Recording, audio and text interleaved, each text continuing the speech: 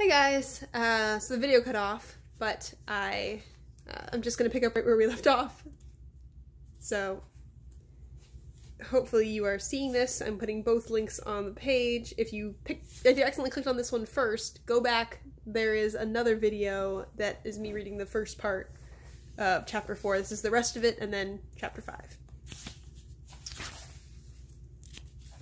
Ooh. There we go.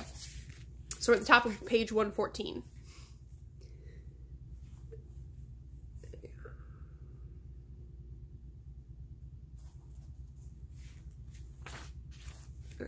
They stood, began clapping in rhythm to their chant. Sandy, Sandy, Sandy.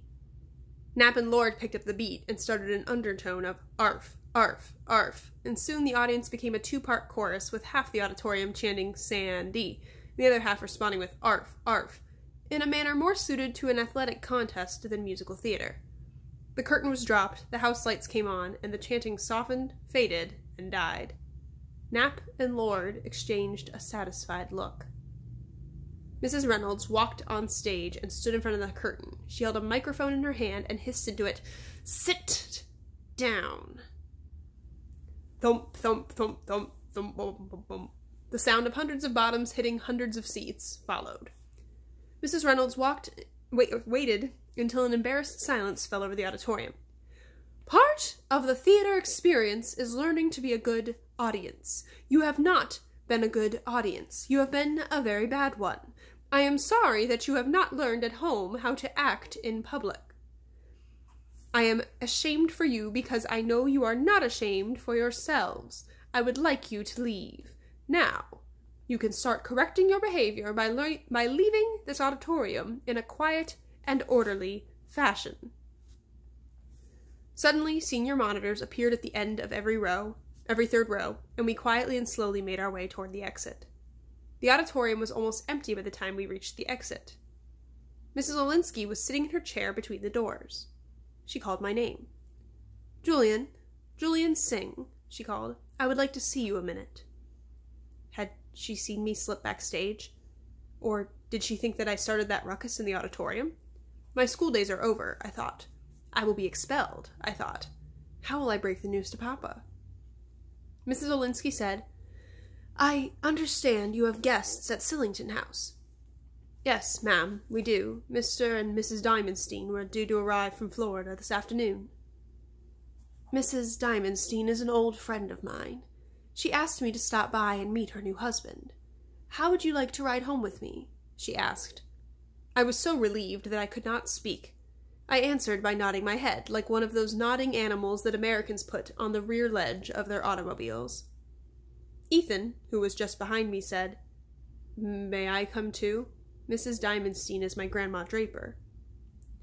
Yes, so she is. I had almost forgotten. Of course you may come.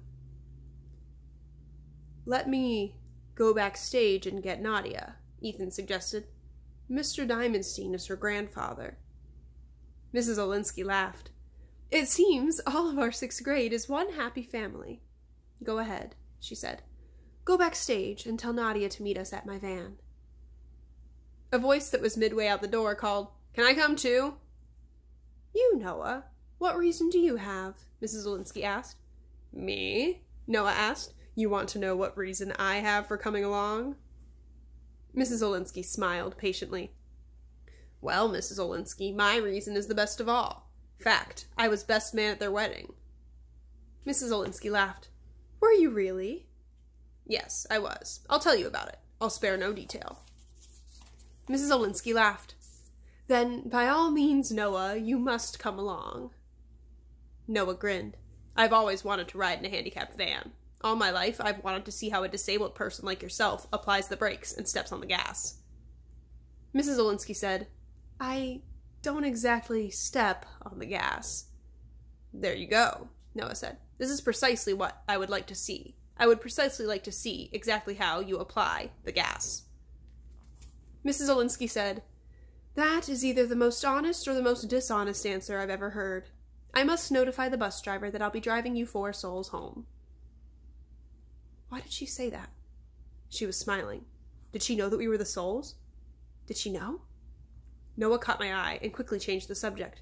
You'll have to take Ginger home too, Mrs. Olinski, if you don't mind, of course. You don't have to have any special fittings in the van to transport animals. It's a good thing, too. Now, if Ginger were a seeing eye dog... Mrs. Olinski interrupted. Noah, she said, run down to the bus and tell Mrs. Courteous that I will be along in a minute. I have a message for her. I'd be happy to give her that message, Mrs. Olinski. I'm sure you would. But the message involves permissions that I, not you, have the authority to give. Noah started down the row of yellow buses, and Mrs. Olinski followed. There had been a moment backstage when I had been tempted to allow Arnold to eat the drugged treats. That had been the same moment... Oh, wait. Did I skip one?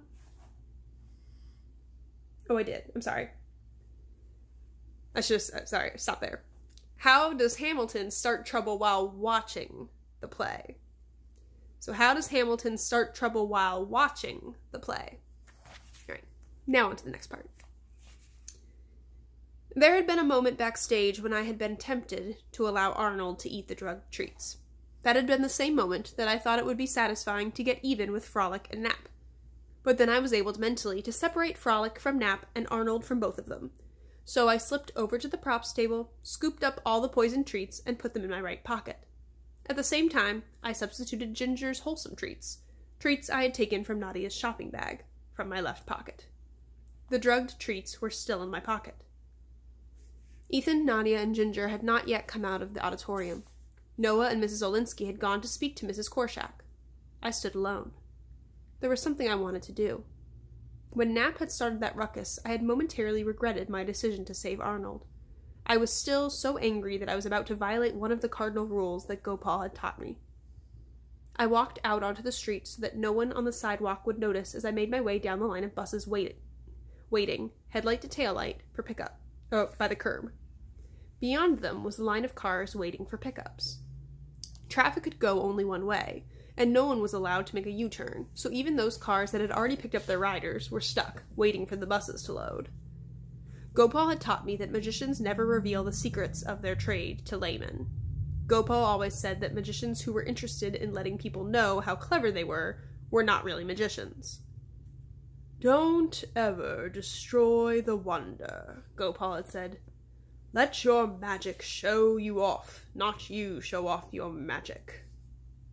I knew that Hamilton Nap would find out soon enough that Arnold, not Ginger, had been chosen for the afternoon's performance.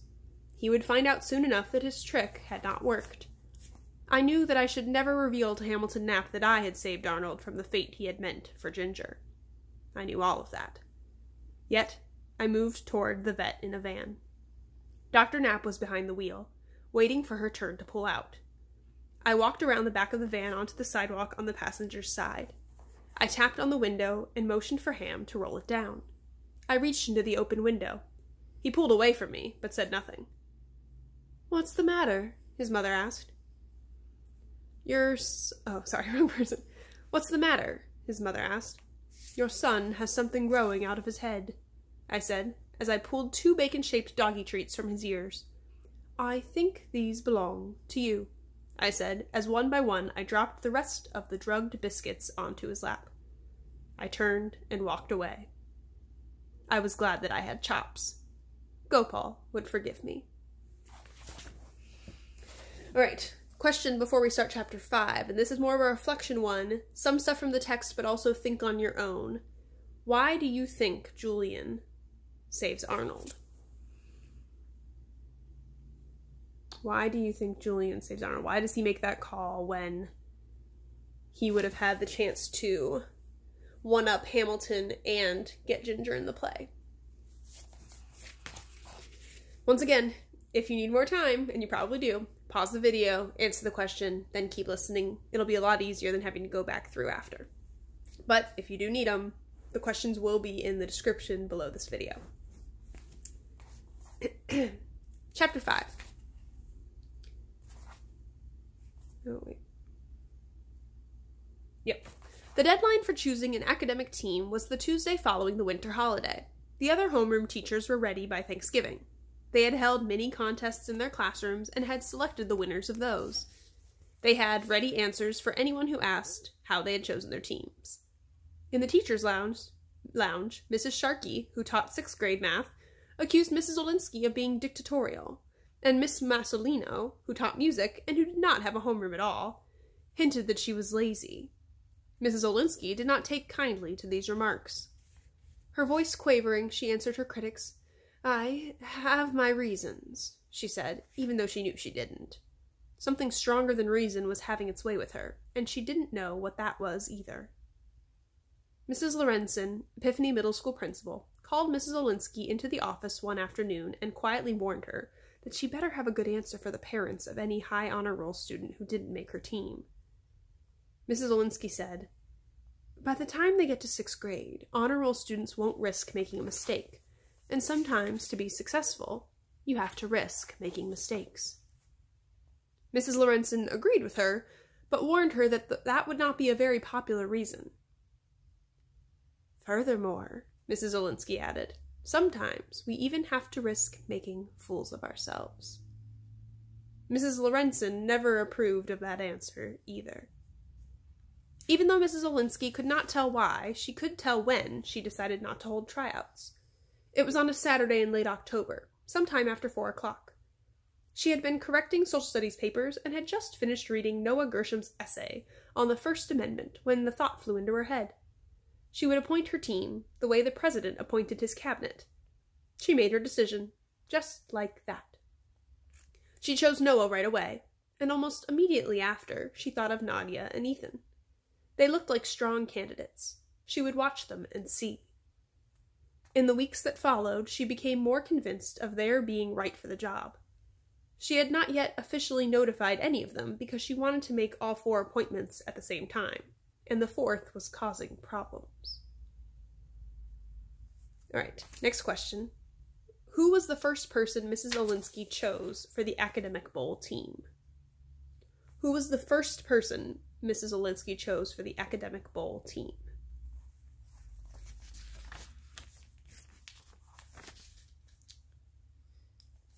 She had been considering asking Hamilton Knapp. Yes, that Hamilton Knapp. Although he was naughty, he was also smart, and bad boys had always held a certain charm for her.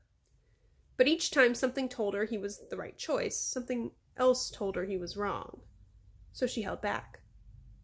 While she waffled between asking Ham and not asking him, she never gave a thought to asking Julian Singh. He was smart, or else his English accent made him seem so. And he was sophisticated, or else his English accent made him seem so. But Julian Singh was too far off the mainland. He was an island unto himself, definitely not a team player. Ham Knapp was a leader. Ham Knapp had friends, but Julian stood alone, just as he had stood alone the first day of school at the blackboard in front of the word cripple. On the day that Epiphany Middle School was invited to attend Annie, Mrs. Olinski had driven her van to the high school and had arrived ahead of the school bus. She waited at the foot of the steps as the kids filed out. She saw Julian Singh push his way forward and then scurry down the steps and out of sight. He had disappeared into thin air. She didn't want to call into thin air and look to all the world, and all the other teachers, as if she had no control of her class. Mrs. Olinski was annoyed with Julian Singh. Once inside the auditorium, she had looked for him again, but had been unable to spot him before the house lights dimmed, and the show got underway. Then Sandy appeared on stage, and the clapping and the chanting, "Arf, arf, arf," had started in the section of the auditorium where her class was seated. From where she had been sitting, in a handicapped space by the exit, she could not see who had started it, but she knew one of her students was responsible. She knew it, and she was angry. Mrs. Olinski had a great tolerance for mischief, but she had no patience for malice. This was not mischief. There is a playful quality to mischief. This was malice.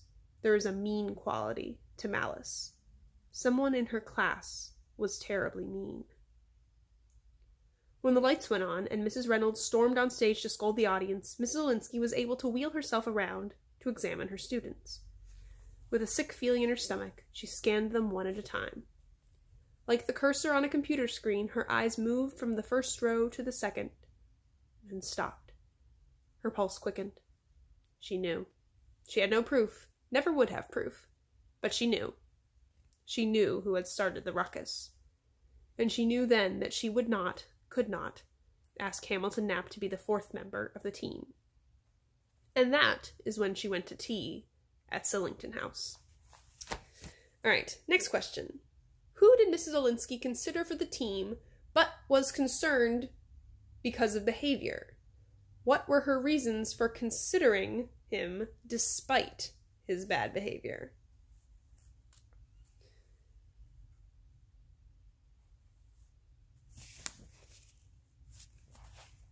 Oh, wait, I meant to ask that one on the page before. Okay, I have two for right here. So that's the first one. Who did Mrs. Olinski consider for the team, but was concerned because of behavior? What were her reasons for considering him despite his bad behavior? And then, second question here, why did she finally decide not to ask the student mentioned in that question? Why did she finally decide not to ask the student mentioned in that question? Margaret Draper Diamondstein must have been waiting at the window. No sooner had Mrs. Olinski stopped her van than her old friend came rushing out the door. She was wearing a jogging suit but no coat. The wind was whipping off the lake, and she hugged her upper arms and stamped her feet as she waited for the door to open. Margie Diamondstein reached up into the van, and Eva Marie Olinski reached down out of it, and they hugged. Then a voice said, "Hi, Grandma." It was Ethan. Margaret said, "Ethan, is that you?" "Yeah, me, Ethan." "Come on down out of that van and let me see you," she said. Ethan stood in front of her, looking enchantingly awkward until Margaret pulled him to her. Eva Marie Olinski saw his arms hanging limply at his side, his wrists hanging below his cuffs like meter sticks, showing how much he had grown since the jacket was new. Ethan slowly lifted his arms and fit them around his grandmother's waist as she rested her chin on the top of his head. She closed her eyes and absorbed the blonde, waxy smell of his hair before she stood him at arm's length. "You've grown since summer," she said. "I have, I know," he answered, and shot his arms out of his sleeves, showing several inches bare above the wrist bones. "Would you believe, only a month ago, these covered my fingertips?" Margaret laughed and said, "No, Ethan, I would not believe." "Just testing." Nadia waited until they had backed away from each other before saying, "Hello, Margaret." "Nadia," Margaret said. "What a surprise. Is Eva Marie, Mrs. Olinski, your teacher too?" Nadia replied, "Yes, Margaret, yes, she is." At that moment, a slender man with heavy gray eyebrows came out of Sillington House, holding his knuckles to his hips as he looked over the scene. He saw Nadia and sprinted over, calling, "Nadia! Nadia!" He hugged her close and then kissed the top of her head several times until Ginger wedged her way between them. "I had no idea I'd see you this afternoon." Nadia said, "Ginger is a star, Grandpa. She is excellent." Her grandfather replied, "I have no doubt about that. After all, Ginger is a genius. And we're going to see her tomorrow night. We're all going. We're going with your mother." "I know," Nadia said, looking very pleased. "I know." Eva Marie Olinski watched Margaret Draper Diamondstein hug her grandson. The new Mrs. Diamondstein was dressed in a jogging suit. A turquoise jogging suit. Turquoise. She had always regarded the color turquoise, like shocking pink or chartreuse, as the color equivalent of the word ain't. Quaint when seldom used, but vulgar in great doses. As she watched Margaret hug her grandchild and Izzy hug his, her mental sensors and her customary good manners started shutting down. She could not stand it another minute. She was on the verge of screaming with pain and rage when she felt her wheelchair begin to move. She felt herself being pushed toward the front porch of Sillington House. Eva Marie Olinski was so blinded by jealousy that she had not noticed Mr. Singh come out. From behind her chair, his voice floated down upon her in soft waves. "I have prepared a tea," he said. A tea, she thought. Yes, a tea. It was that time of day. It was 4 o'clock. "The others will join us shortly." Eva Marie Olinski turned around and at eye level saw a long blue apron.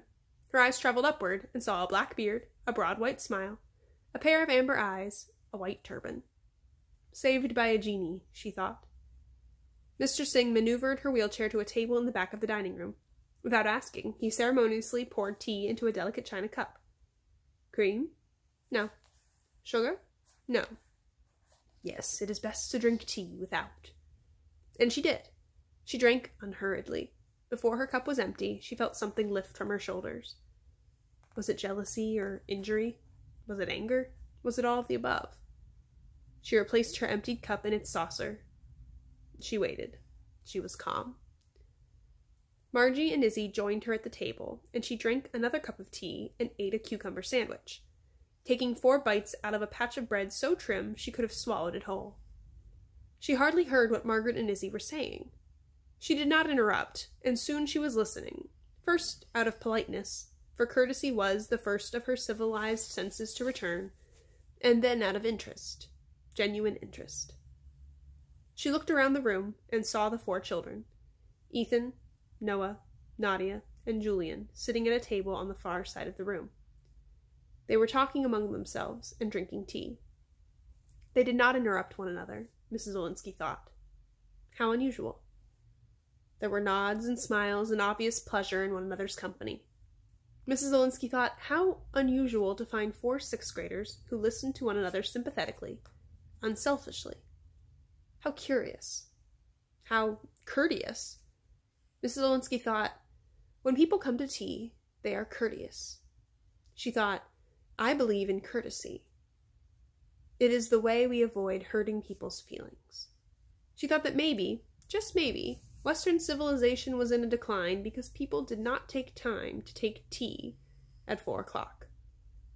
The souls continued their animated conversation when suddenly, as if on signal, the 4 of them looked back at Mrs. Olinski. And that is when she knew. That is the exact moment she knew that Julian Singh would be the 4th member of her team, and that she would always give good answers when asked why she had chosen them. And then and there, she also knew that someday she would drink another cup of slow tea at Sillington House. All right. So, I have 2 more questions here. Second to last one. Mrs. Olinski watches the souls have tea together and describes them as courteous. Why? Mrs. Olinski watches the souls have tea together and describes them as courteous. Why? If you need to look up the word courteous, go do that, and then you can tell me why she would use that word to describe them as they're having tea together. Last question, and this is your personal opinion because we're not actually told anything about this in the book. Why do you think Mrs. Olinski was feeling feelings of anger and jealousy in this scene? So before Mr. Singh brings her inside for tea, she's outside and she begins feeling anger and jealousy. Why do you think she's feeling that? Not just the situation that she's in, but why do you think those feelings might have come up? So now this is you kind of making inferences based off anything that you know. There is not a right answer because I don't know exactly. I have a suspicion, but I don't know for sure. So I'm curious what you think. That's the last question. Why do you think Mrs. Olinski was feeling anger and jealousy in this scene? All right. Once again, I will put all of the questions in the description of the video below. Please answer me. Complete sentences. Make sure it's clear to me what it is that you are expressing and the question that you're answering for each. And this can be shared in your Google Doc very easily. If you write it out on paper, make sure you take a picture and send it to me. If at any point you missed something or you need to hear a part again, just rewind back in the video or go back to the first video with the earlier part of chapter 4. I hope you guys are enjoying this book as much as I enjoy it. I like these characters more and more every chapter. Bye!